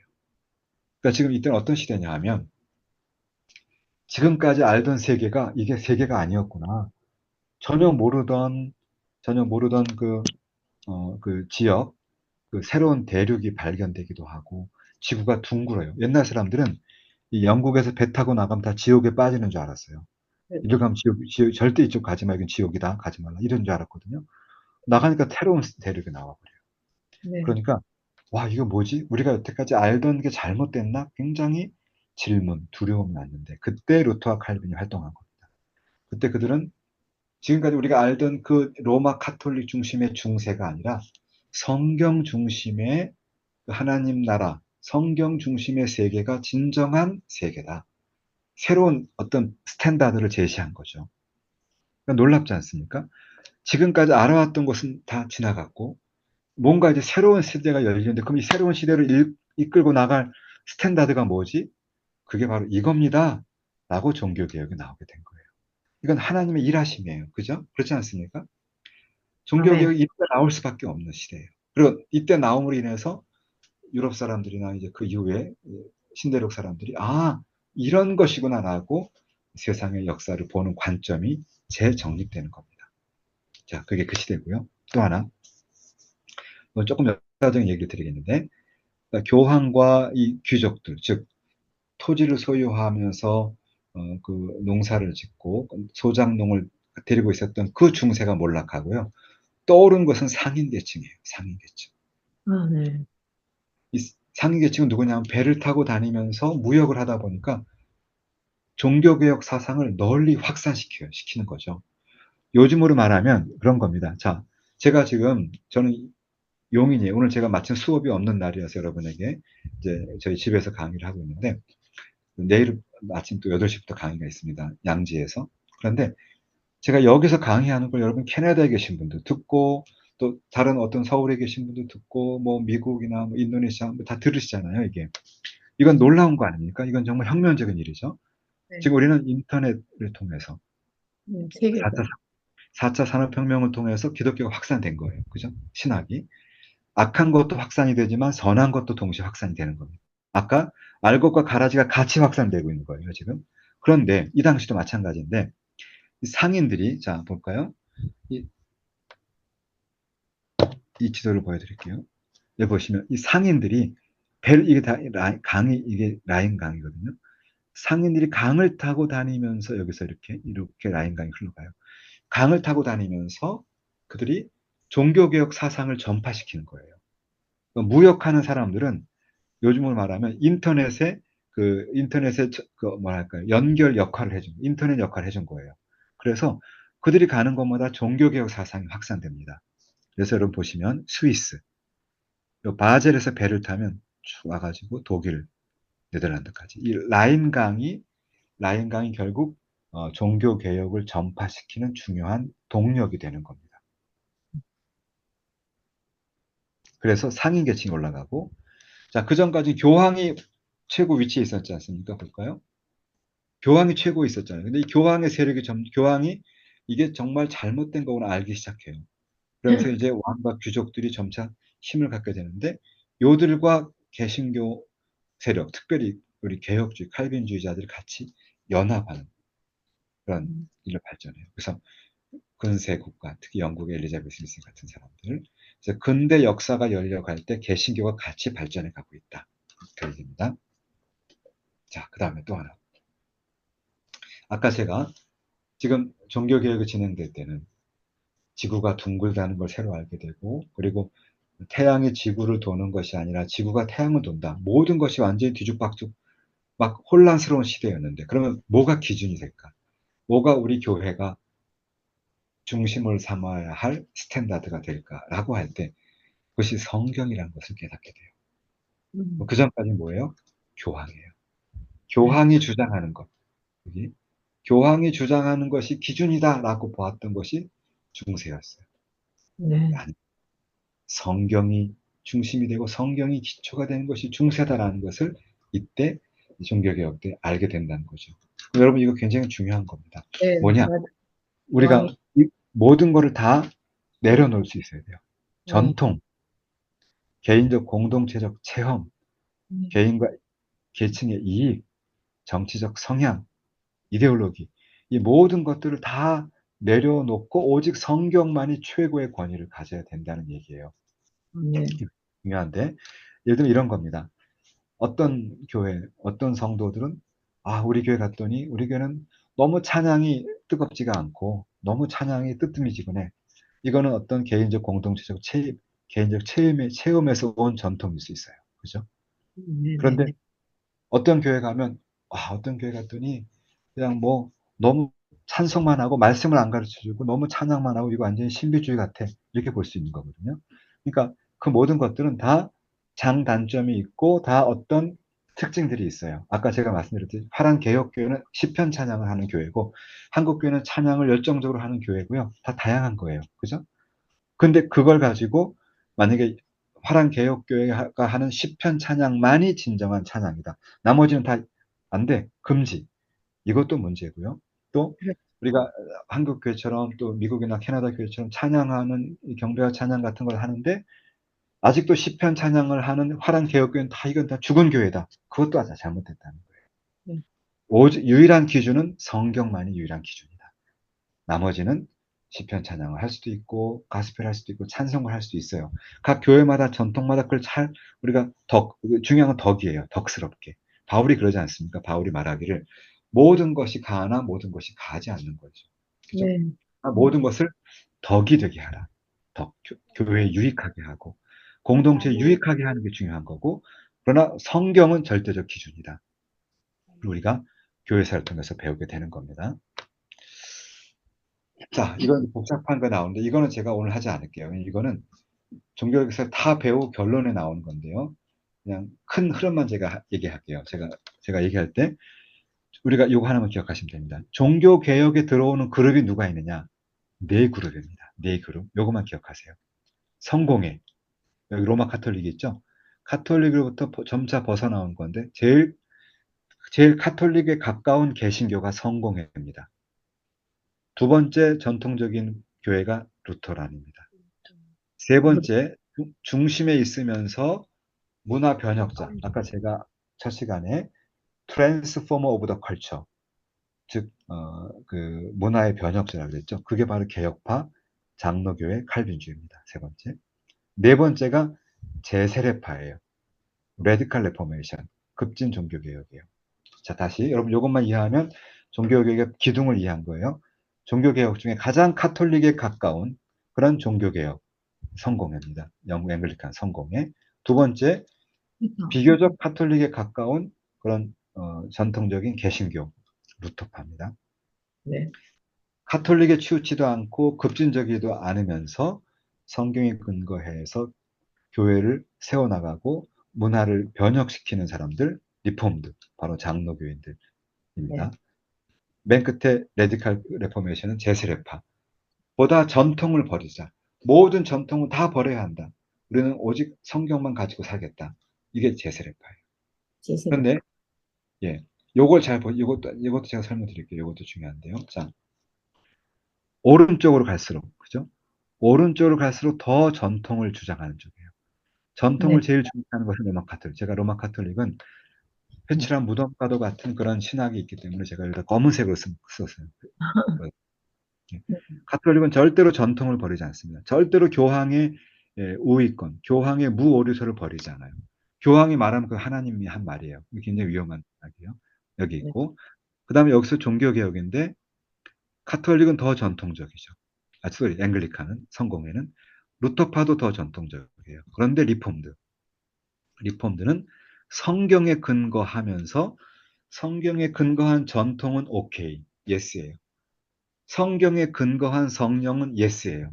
그죠? 이게 우리 개혁주의, 우리 그 캐나다 총신과 같은 또 우리 한국에 있는 총신과 같은 개혁주의의 특징입니다. 우리는 성경을 스탠다드로 성경에 근거한 전통 예스, 성경에 근거한 성령 예스예요. 다 우리 굉장히 아주 중심이 딱 서 있죠. 그런데 급진 종교개혁 중에는 이 전통을 강조하다 보면, 성령을 강조하다 보면 전통을 다 버려버려요. 더 네. 나아가 심지어는 성경조차도 신비적인 성령으로 풀어나가요. 그건 음, 굉장히 위험한 신학이 될 수 있다는 거죠. 네. 그래서 우리는 성경에 근거한 전통, 성경에 근거한 성령을 인정하는 우리가 가장 중심에 있는 문화의 변혁자요, 성경적인 그리고 성령을 강조하는 종교개혁 그룹이 바로 리폼드다. 우리입니다. 그죠? 아시겠죠? 그래서 우리가 성공회, 루터파, 개혁파, 제스레파 한 네 개의 종교개혁 흐름을 본 겁니다. 이게 결론에 나오는 부분인데요. 일단 제가 종교개혁을 정리해드려야 돼요. 짧은 시간 안에 정리해드려야 되니까 여러분에게 소개를 했습니다. 자, 그러면 지역별로 어떻게 이제 이것이 흘러갔는가라는 문제인데요. 이제 그걸 한번 우리가 볼 건데요. 자, 여기 보시면 이제 여기서 요색, 무슨 색이라 할까요? 이거를 자주색, 주황색으로, 예, 주황색 맞죠, 그죠? 예, 주황색으로 묘사된 이 부분은 루터파입니다. 루터파는 독일의 북부죠. 독일의 북부, 그리고 덴마크, 스칸디나비아 반도는 다 루터 교회가 국교회로 되어 있습니다. 여기 지역은 넓어 보이지만요. 사실은 나라로 하면 독일, 덴마크, 그 다음에 스칸디나비아 반도 세 나라. 그 정도예요. 이 지역에 이제 루터파가 가장 뿌리를 내린 것이고요. 그 다음에 원래 노란색은 원래부터 다 카톨릭이었던 지역이죠. 원래 카톨릭 노란색. 그리고 여기서 보라색, 여기가 뭐냐 하면 성공회입니다. 앵글리칸 처치. 영국 국교회죠. 그래서 이 보라색은 대륙 어디에도 보라색은 없죠. 영국에만 있어요. 자, 그런데 우리의 특징, 우리 관심은 여기 칼비니스트라고 불려지는 녹색이에요. 칼빈주의 음, 볼까요? 칼빈주의는요, 놀랍게도 북아일랜드에도 있고요. 음, 스코틀랜드. 여기는 표시 안 되지만 이 케임브리지 지역에도 칼빈주의가 있고요. 네덜란드와 벨기에, 프랑스 남쪽, 그리고 독일 지역, 그리고 체코, 그리고 여기 헝가리, 폴란드까지, 스위스, 여기가 다 칼빈주의예요. 아, 놀랍죠? 네. 칼빈주의는 유럽 종교개혁 16세기 지역에 확산된 걸 보면 동유럽의 폴란드와 체코, 헝가리부터 시작해서 오스트리아, 독일, 또 스위스, 네덜란드, 벨기에, 프랑스, 네. 스코틀랜드, 영국, 북아일랜드까지 전 유럽에 다 확산되어 있습니다. 이게 놀라운 거예요. 왜 그럴까? 여러 이유가 있는데, 첫째, 리폼드는 성경을 모든 전통보다 더 높이 평가하는 거죠. 그렇기 네. 때문에 각각 우리는 독일 전통이 있는데, 우리는 폴란드 전통이 있는데, 영국, 스코틀랜드 전통이 있는데, 이건 우리는 중요하지 않아요. 전통은 존중하지만 가장 중요한 것은 바이블, 성경이에요. 아멘. 성경에 일치하면 다 형제 자매, 네. 연합, 유니티를 이룬다는 거예요. 음. 그래서 개혁주의가 제일 넓게 확산이 되었고, 두 번째, 개혁주의가 널리 확산된 이유 중에 하나는 박해입니다. 박해. 이 칼빈주의자들은 아주 많은 박해를 받았어요. 제가 박해받은 사진을 여러분 보여드렸는데,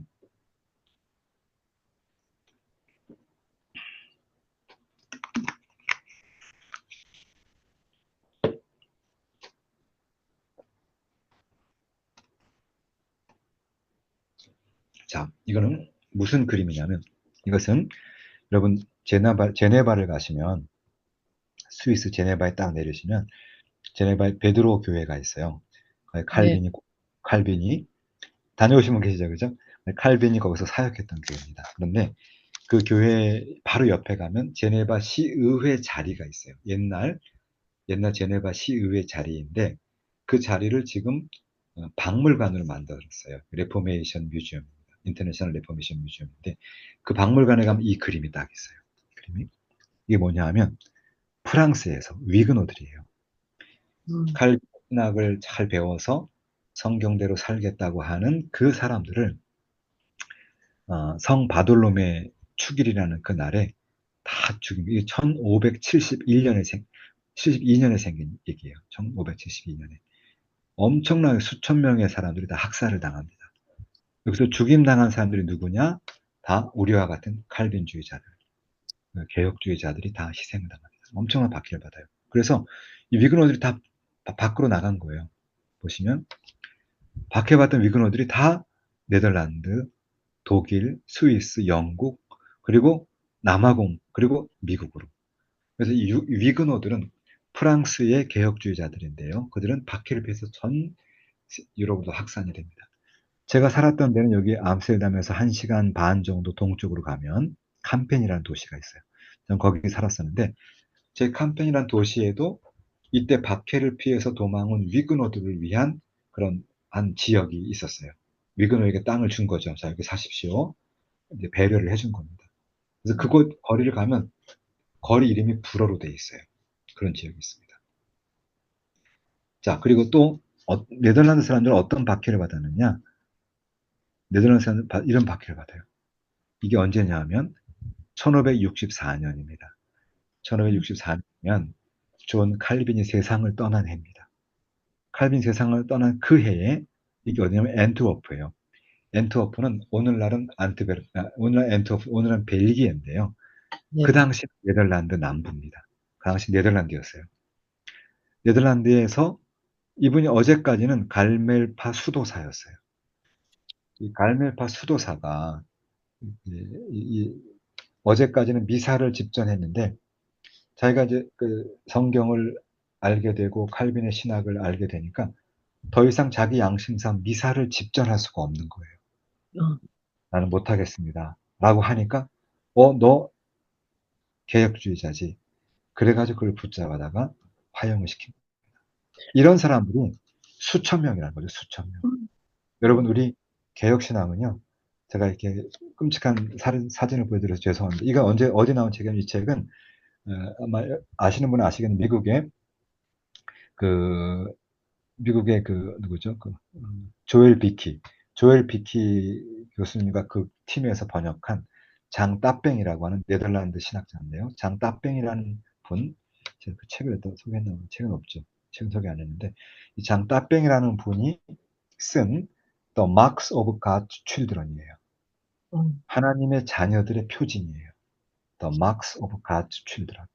하나님의 자녀들의 표징은 내가 세상에서 백만장자가 되고 내가 세상에서 최고의 명예를 누리는 것이 아니라 하나님의 자녀의 표징은 고난 중에도 그리스도를 따라간다는 거죠. 고난이 있어도 따라가고 고난이 없으면 땡큐 그러면서 또 그리스도를 따라가는 거예요. 네. 이것이 하나님의 자녀의 표징이라는 거죠. 그래서 그 책에 나오는 그림을 제가 스캔을 받은 걸 보여드리는 겁니다. 자, 그 다음에 다시 일로 와서 자, 이제 우리가 개혁을 향한 길을 받고 종교개혁이 어떻게 흘러가는가를 우리가 잠깐 봤죠. 이제 하나하나 좀 구체적으로 우리가 보면서 정리를 해드릴게요. 자, 뭐 다 설명드릴 수는 없으니까 제가 루터파, 루터파가 있었던 지역에는 루터파는 교회와 국가가 이렇게 그 교회와 국가를 중심으로 발전된다. 그래서 아까 독일과 특히 덴마크나 스칸디나비아 반도, 스웨덴, 핀란드, 또 노르웨이 이런 나라는 루터파가 국교회거든요. 루터의 신학이 그대로 전달됐기 때문에 그렇습니다. 자, 그런데 개혁파는요. 우리들인데 우리 개혁파는 어떻게 보냐면 성경에 근거해서 하나님을 창조주와 구속주로 고백하는 신학. 성경에 근거해서 하나님이 모든 역사를 지배하고 통치한다는, 그래서 결국은 하나님의 영광이라는 문패, 우리 문패는 하나님의 영광. 내가 잘 돼도 하나님께 영광, 내가 좌절하고 내가 혹시 실패해도 하나님께 영광, 모두 하나님께 영광을 향해 산다. 이런 네. 강엄한 건축물이 바로 개혁주의입니다. 네. 그래서 우리는 잘 되면 잘 돼서 하나님께 영광, 우리가 네. 고난 당하고 박해를 받아도 그래도 하나님께 영광. 이것이 개혁주의의 가장 중심이다. 이걸 제가 이렇게 그림으로 표현한 겁니다. 네. 자, 그 다음에 더 나아가서 아까 제가 마태복음 13장에 있는 걸 가지고 여러분께 말씀드렸었어요. 하나님 나라를 할 때 밭은 곧 세상이다. 그래서 아그로스, 밭을 말하면서 거기다 제가 코스모스라고 얘기했죠. 코스모스. 결국 하나님의 통치는 온 우주에 미친다는 거예요. 이거 잘 기억하시기 바랍니다. 네. 저는 이제 산책하는 걸 좋아하는데요. 제가 살고 있는 용인 근처에 가면 아름다운 그런 숲들이 있어요. 뭐 아주 깊이 멀리 안 가도 그냥 5분만 나가도 아름다운 그런 그 조그만 냇가가 있고 그래요. 하물며 캐나다는 어떨까요? 저는 캐나다는 제가 아직 한 번도 못 가봐. 미국만 가보고 캐나다 못 가봤는데 캐나다 아름답다고 해요. 제가 아는 동료들에 의하면.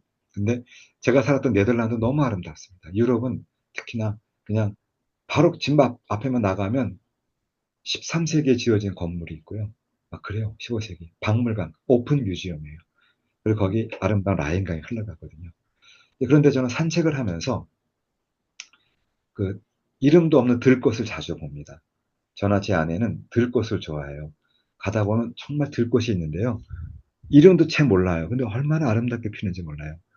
근데 그 꽃을 보면서 저는 하나님을 생각합니다. 자, 우리는 이름도 모르고 누가 심지도 않았고 누가 물 주지도 않았는데 자연스럽게 피어나는 들꽃을 보면서 예수님의 말씀이 떠오르는 거죠. 네, 맞죠. 먼저 그 나라와 그 의를 구하라. 그 나라와 그 의를 구하면 그 모든 것은 다 줄 것이다. 염려함으로 너희 길을 한 자나 더 우리가 세울 수 있느냐. 들에 핀 꽃을 보아라. 솔로몬의 영화도 저 들꽃만 같지 못하다. 하물며 너희일까 보냐. 이게 중요한 말씀이에요. 우리가 인생을 살아간 인생이 끝이 아니죠. 아까 제가 요한계시록 1장 8절을 통해서 알파요 오메가다. 반드시 종말이 올 건데 그때까지 우리는 나그네로 살아갈 뿐인데 그때까지 우리는 뭐 하느냐? 그 나라와 그 의를 구하는 거예요. 그러면 이 모든 것, 나의 모든 염려, 내 자녀들의 인생, 결혼, 내 목회지의 모든 고민들, 이 모든 것은 다 하나님이 주시는 거예요. 그 아멘. 나라와 구하는 거죠. 그래서 그렇게 살아갈 때 하나님의 나라가 이루어진다. 이것이 칼빈주의가 고백하는 하나님 나라의 원칙입니다. 아시겠죠? 그 다음에 칼빈은 프랑스 사람인데 제네바에서 사역을 했어요. 그런데 칼빈의 사역이 전 유럽으로 확산이 됩니다. 프랑스, 영국, 스코틀랜드, 그리고 네덜란드, 독일, 전 세계로 확산되어 간다. 그래서 아까 보셨죠? 아까 우리가 봤던 녹색, 자, 이거 기억하시죠? 네. 이거. 그래서 이 제네바의 신학이 프랑스와 동유럽까지 전 유럽으로 확산되어 갔다. 그것이 우리 칼빈주의, 개혁주의, 우리 장로교회 신학의 특징이다. 이렇게 보시면 됩니다. 자, 그 다음에 이제 시간이 없으면 제가 이제 빨리 지나갈 수밖에 없는데, 자, 볼까요? 남은 시간 안에 잘 강의를 마치기 위해서 제가 조금 속도를 내겠습니다. 자, 네덜란드 얘기 안 할 수가 없죠. 제가 공부한 나라니까. 네덜란드는 정말 아름다운 나라입니다. 풍차와 튤립의 나라다. 그런데 아름다운 나라이지만 그들의 역사를 보면 굉장히 마치 우리 한국과도 같아요. 우리 한반도 옆에 중국과 러시아, 일본, 그리고 바다 건너 미국, 이 강한 나라들이 둘러싸고 있는 것처럼 이 사실은 네덜란드도 이런 나라들에 의해서 둘러싸여 있어요. 독일, 프랑스, 영국 네. 그런 거요. 그래서 네덜란드는 처음에는 스페인 밑에 있었던 나라인데 네덜란드가 공화국으로 독립하는 과정에서 칼빈주의가 중심 역할을 합니다. 마치 미국이나 캐나다, 특히 미국 같은 경우 미국이 총기 정신으로 나라가 발전되어 가는 것처럼 네덜란드는 칼빈주의 정신으로 나라가 건국이 돼요. 네덜란드가 독립을 한 것은 1570년대입니다. 그리고 독립이 인정된 것은 1648년이에요. 네덜란드 자체가 성장하는 상인 계층이 칼빈주의를 갖고 있었는데 네덜란드가 독립을 이루게 되었다. 그런 거 기억하시면 좋겠고요. 자, 그런데 바로 이겁니다. 제가 아까 디아스포라라는 말을 썼잖아요. 지금 특히 캐나다 그 신학교 같은 경우는 주로 이제 아마 중심지가 캐나다에 계신 디아스포라 코리안 같은데 이게 굉장히 중요한 일입니다. 뭐냐 하면 많은 분들이 네덜란드 교회는 네덜란드에서 발전됐다라고 생각할지 모르지만 답은 노예요. 네덜란드는요, 아까와 같은 가혹한 박해를 받았기 때문에 오늘날 북한의 지하교회를 생각하시면 됩니다. 발각되는 대로 바로 화형이에요. 아, 개혁주의자인 것이. 그러니까 그들은 그 네덜란드 국내에서는 도대체 신앙생활을 할 수가 없었어요. 그래서 배를 타고 다 그들은 다 밖으로 다 퍼져가요. 어디로 가느냐? 여기서 만약에 암스테르담 배를 타고 이렇게 가면 여기 콜체스터, 입스위치, 노르위치 더 내려가면 런던이 나요. 영국으로 이 당시 영국의 반짝 에드워드 6세가 신앙의 자유를 줬거든요. 그래서 에드워드 6세 때 신앙의 자유를 찾아서 영국으로 가거나 여기서 가면 여기 엠던이 나와요. 엠던. 여긴 딱 요까지가 독일이고 프랑스, 독일이고 네덜란드거든요. 국경 지대로 피난을 가서 여기서 교회를 세워요. 그 다음에 영국과 독일, 여기 베이슬, 엠던 이런 지역에 더 내려가면 어디가 나오냐면 하이델베르크까지 갑니다. 아주 아름다운 하이델베르크 있죠. 그래서 엠던, 하이델베르크, 런던, 콜체스터, 입스위치, 노리치 영국과 독일로 흩어졌던 디아스포라 더치 흩어진 네덜란드 사람들이 그곳에 교회를 세우고 교육을 일으키고 신앙교육을 하다가 나중에 다 국내로 돌아와요. 그래서 네덜란드가 그 개혁주의 국가로 국권이 발전하게 되고 그리고 심지어 이 네덜란드 사람들은 상인들이잖아요. 배를 타고 자 이게 당시 네덜란드 사람들인데 배를 타고 어디가 가느냐 EBS에서 나왔던 그 방송을 제가 캡처한 겁니다. 배를 타고 가서 오늘날의 미국, 서인도제도 여기 그러니까 남미의 북쪽 여기 이제 이런 지역들 그다음에 내려가서 남아공 여기 그 인도 남쪽 인도네시아 자카르타 이런 데 가서 대만을 거쳐 일본 나가사키까지 전 세계를 다 확산 나가요. 그러니까 이 디아스포라 더치들의 활동이 나름 심지어 뉴욕도 원래 뉴 엠스테르담이었던 거 아시죠? 뉴욕의 원래 이름이 뉴 엠스테르담. 네덜란드 사람들이 여기 많이 정착했거든요. 근데 나중에 여기를 영국 사람이 건너주게 되고 나중에 여기 수리남을 갖게 돼요. 이렇게 이제 서로 이제 딜을 하고 막 하는데 어쨌든 이렇게 디아스포라 더치를 통해서 전 세계로 막 확산되어 가면서 자연스럽게 리포드가 전파되어 갔다. 그 정도 설명을 드릴게요.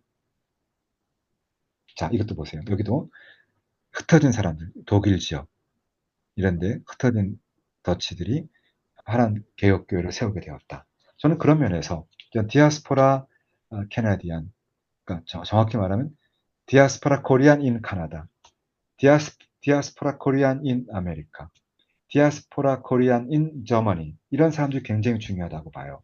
이런 네. 분들이 전 세계에서 교회를 세우고 아주 우수한 교육을 시키고 함으로써 그들의 네트워크를 통해서 결국은 하나님의 나라가 전 세계로 확장되는 거죠. 우리 한국 사람 신앙에 열정이 있는 민족이 드물잖아요. 그죠? 네. 얼마나 그러니까 저는 그래서 한국 교회가 이 놀라운 요즘 한류 여러분 어디 가나 한국 사람이요 다 웰컴이에요. 지금 네. 네덜란드에서도요. 네덜란드 사람들도 지금 제그 조카가 네덜란드에서 유학을 하고 있는데요. 근데 그 조카의 딸, 그러니까 다시 제 사촌의 딸이죠. 그러니까 조카를 제가 지난 토요일 날 결혼식장에서 한국에 왔더라고요. 네덜란드에서 유학하고 네덜란드 살고 있다 한국에 왔는데 들어보니까 지금 자기가 걔는 이제 지금 대학 1학년이에요. 2학년 소녀인데 자기가 한국 노래 아는 것보다 네덜란드 사람이 더 많이 안대요. 한국 음. K 노래를. 한국 간다 그러니까 와, 막 선물 목록 주고요. 너무 어, 부러워하는 거죠. 여러분, 캐나다, 미국에서도 마찬가지 아닐까요? 한국 한류가 많이 큰 영향을 미치고 있거든요. 단군 일에 이런 시대가 없었다. 이건 이런 시대가 없었습니다. 네. 그런데 한국 사람이 가는 곳마다 교회를 세우고 신앙 교육을 하잖아요. 네. 이건 놀라운 일 아닙니까? 그래서 저는 하나님이 주신 마지막 기회다. 지금 아멘. 유럽이 쇠퇴하고 미국과 캐나다 기독교가 점점점 약해지지 않습니까? 그런데도 전 세계에서 여전히 지금 디아스포라 코리안 중심으로 크고 있는 나라가 한국이에요. 그 아멘. 한국이 세계 교회를 짊어지고 가야 됩니다. 디아스포라 코리안들이 마치 네덜란드가 그랬던 것처럼 그 역할을 여러분 해주시길 저는 부탁을 드리고요. 그리고 그렇게 하려면 뭐냐? 첫째, 성경적인 신앙을 지켜야 합니다. 성경적인 신학을 세우고요.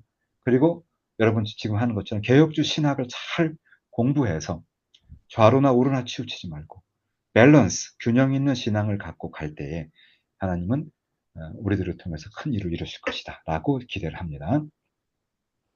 자, 이제 그 다음 부분으로 가죠. 어,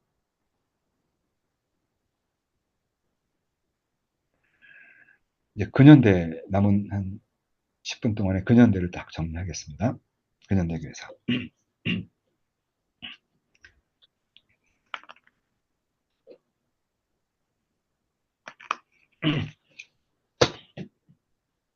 자, 근현대 교회사는요. 이제 어떤 도전이 오냐 하면 합리주의의 도전이 와요. 합리주의. 합리주의가 신앙에 들어오기 시작해서 그전에는 그냥 하나님의 말씀으로 믿었던 것을 이걸 인간의 문서라고 생각하는 그런 사고들이 들어오기 시작합니다. 그럼 거기에 교회가 넘어졌느냐? 거기에 또 맞서는 운동들이 있어요. 청교도 운동, 경건주의 운동. 이런 운동들이 일어나고 부흥운동, 이런 운동이 일어나면서 계속 이성주의는 아까 제가 볼테르 얘기했죠. 지금까지 그 인간의 역사를 운전하던 드라이버인 하나님은 은퇴하시고 이성이 드라이버한다. 이게 그들의 생각이었던 것이거든요. 그런데 그럼에도 불구하고 계속적으로 청교도 운동, 경건주의 운동, 부흥 운동 이런 걸 통해서 계속해서 교회는 세워져 가고 있어요. 하나님은 일하고 계시다 이 말이죠. 도전을 두려워하지 말아라. 도전보다 더 위에 계시는 즉 아까 요한계시록 1장 5절 6절 말씀처럼 세상을 다스리는 임금의 머리가 되시는 예수 그리스도께서 그의 피로 우리를 해방하신다 그랬어요. 십자가의 피로 우리를 해방하시는 십자가의 능력이 세상의 능력보다 더 강한 겁니다. 그게 아멘. 우리의 믿음이 아니겠어요? 그게 역사가 주는 결론이에요. 역사를 보면 세상을 두려워하지 말아라. 세상이 두려워서 세상에게 굴복하거나 세상에 두려워서 세상에 무릎 꿇지 말아라. 왜? 임금들의 머리 되시는 그리스도께서 우리를 위하여 십자가의 피로 우리를 구속하사 우리에게 오메가까지 종말까지 우리에게 하나님 나라의 아름다운 덕을 전하는 그 사명을 주신 거예요. 여러분 아멘. 베드로전서 2장 9절을 가면 그러잖아요. 하나님이 우리를 왕 같은 제사장으로 세웠습니다. 아, 보실까요? 우리 왕 같은 제사장인 거예요, 우리가. 그래서 그 워딩을 정확히 읽어드릴게요. 베드로전서 2장 2장 9절에 가시면 이렇게 말하죠. 너희는 택하신 족속이요 왕 같은 제사장이다. 하나님께서는 디아스포라 코리안 그리고 우리 한국인들을 정말 왕 같은 제사장으로 부르셨는데 우리가 그 부름에 응답하지 못하면 그 무게 중심이 중국인이나 인도인으로 넘어간다는 거예요. 우리가 정말 중요한 사명 갖고 있는 마지막 세대인 거예요. 아멘. 그리고 그렇게 우리가 하게 될 때 어떻게 되느냐? 그러면 우리가 거룩한 나라요, 소유된 백성이니까 우리가 그렇게 하나님이 한민족을 그렇게 택하신 이유가 뭐냐? 그것은 바로 너희를 어두운 데서 불러내어 그의 기이한 빛에 들어가게 하신 이의 아름다운 덕을 선포합니다. 이 덕을 선포한 아름다운 덕이라면 헬라어가 어려운 단어인데요. 영어로 번역하면 쉬워요. 엑셀런시예요. 엑셀런시. 하나님이 십자가에서 행하시고 하나님이 우리를 구원하시기 위해서 행하신 그 엑셀런트하고 또 great, 놀랍고 위대한 일을 우리가 찬양할 만한 그 일을, 그 헬라어 원어의 뜻입니다. 찬양할 만한 놀라운 뜻을 증거하라는 거예요. 자, 그냥 간단히 말하면 예수 그리스도의 십자가의 복음, 구원의 복음을 증거하게 하기 위해서 왕 같은 제사장을 부르신 겁니다. 이게 근현대 역사의 흐름이 있는 거죠. 그렇다면 우리는 뭐냐? 우리 디아스포라, 코리안, 그리고 우리 한국에 있는 한국인들, 모든 우리 전 세계 코리안 네트워크가 연합을 해서 왕 같은 제사장적, 그래서 하나님의 아름다운 덕을 증거하는 그런 사명을, 선교의 사명을 해야 되는데, 이걸 다 못하면 무게중심이 너무 간다. 우리가 그 일을 감당하자. 이것이 강의 결론입니다.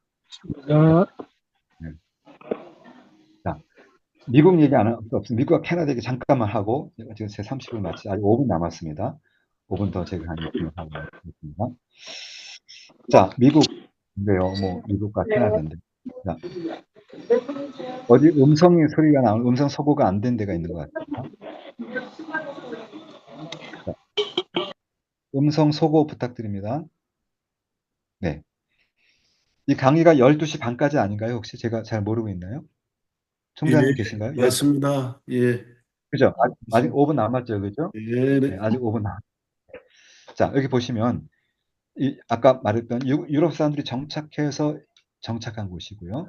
그리고 이제 미국과 카나다로 다 이제 정착해 들어가고 이들이 서진해 가는데 그 모든 역사에는 또 중요한 부흥운동이 있었다. 미국의 부흥운동 말하면 조나선 에드워즈를 말할 수 있거든요. 이건 이제 근현대교에서 다뤄지는 부분이고요. 이건 제가 넘어가겠습니다. 이 얘기는. 자, 그 다음에 자, 그런데 이 얘기 좀 할게요. 이게 프랑스 혁명 제가 얘기했는데 프랑스 혁명으로 지금 결국 아까 얘기입니다. 이성이 들어와서 기독교가 완전히 해체될 위기가 있었는데 거기에 맞섰던 사람들이 누구냐? 네덜란드 사람들이에요. 그래서 화란 개혁주의 하는 게 그겁니다.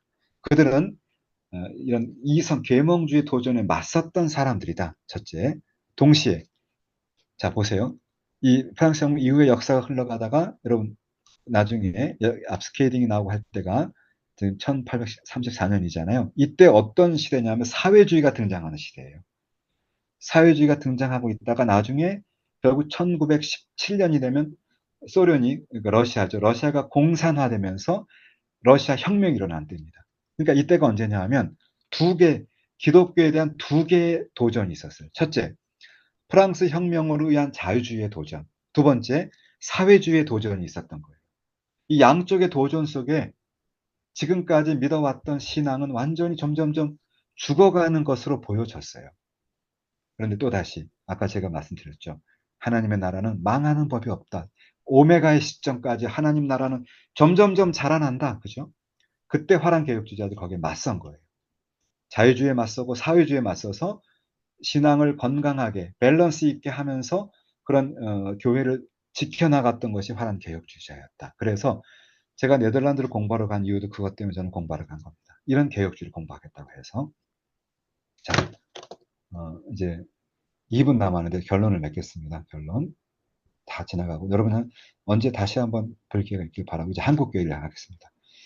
한국은요, 해양 세력과 대륙 세력, 이 4대 강국에 의해 둘러싸여 있는 나라예요. 충돌 지역입니다. 그런데 놀라운 사실은 이게 바로 총신 신대원이거든요. 총신 신대원에 가면 거기 소래교회라고 이런 예쁜 교회를 복원해 놨어요. 정탑도 있고요.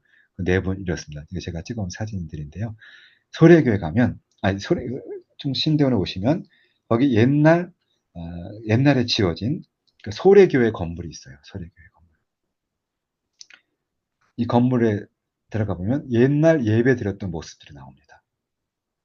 여러분, 우리 소래교회는요, 1895년에 이런 교회로 세워졌고요.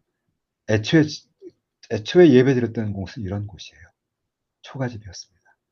이런 곳에서 주일학교를 세우고 교회를 세워서 오늘날 한국 교회가 이루어진 겁니다. 자, 시작은 미약하죠. 그죠? 시작은 정말 좋은 씨를 뿌렸는데 좋은 씨가 이렇게 어려운 가운데 자라났어요. 그래서 이제 우리가 오늘에 있는데 서상륜, 이수정 이런 분들 성경을 번역한 분들인데요. 그리고 나서 이제 점차 확산되어 가는데 제가 지난 7월에 제가 백두산에 답사를 가면서 윤동주 씨, 여러분 서시를 쓴 분이죠. 윤동주 선생님의 그 출생지와 교회를 가봤어요. 놀라운 사실은 이때는 제가 2006년에 답사할 때는 그 앞에 십자가도 달려 있고요. 그리고 그 안에도 들어가서 십자가가 있었습니다. 근데 제가 2024년에 가니까 십자가가 없어졌어요. 그리고 안에 들어가지 못하면서 여기는 뭐라고 되어 있냐면 그냥 중국의 소수민족의 한 시인의 집으로 만들어 버렸어요. 깜짝 놀랐습니다. 여러분, 우리가 정신 바짝 차리고 우리가 복음을 갖고 왔던 이런 어려운 가운데 교회를 세워왔던 우리 한국 교회 정신을 우리가 잊어버리면 안 됩니다. 그래서 우리가 나중에 통일된 한반도가 전 세계로, 그리고 여러분처럼 디아스포라 코리안들이 다 합쳐져서 우리가 갈 일은 뭐냐? 통일 한국과 이 복음적 통일을 통해서 우리가 전 세계, 북미와 남미, 그리고 여기 배를 타고 내려가면 여기 오세아니아, 인도, 아프리카, 그리고 여기서 이제 우리가 기차를 타면요. 부산에서 기차를 타면 베를린까지 갈 수 있습니다. 통일이 되면. 베를린까지 가서 나중에 런던까지 다. 전 세계에 하나님 나라의 네트워크를 이루고 그리고 그걸 통해서 하나님을 영화롭게 하는 일을 위해서 왕 같은 제사장으로 부름받은 분들이 누구냐? 바로 우리 코리안, 한국 사람들입니다. 이 소명 잊지 마시고 여러분이 계신 그곳에서 비가 오나 눈이 오나 말씀 중심의 아름다운 믿음의 공동체를 세워 가시기를 바라면서 제 강의를 마치겠습니다. 제 강의 그 결론은 뭐냐 하면 교회사는 하나님 나라의 이야기다. 그 일을 위해서 이 시대에 가장 귀하게 사용받을 수 있는 민족은 코리안이다. 그것을 제 강의의 결론으로 여러분께 드리도록 하겠습니다. 여러분 오랜 시간 강의 경청하시느라고 수고하셨고요. 그 이후 시간 여러분 어떻게 하시는지 모르지만 여러분 시간을 잘 진행하기를 바라고 저는 여기서 이제 예. 아, 강의를 할렐루야. 예, 우리 박수로 감사합니다. 감사합니다.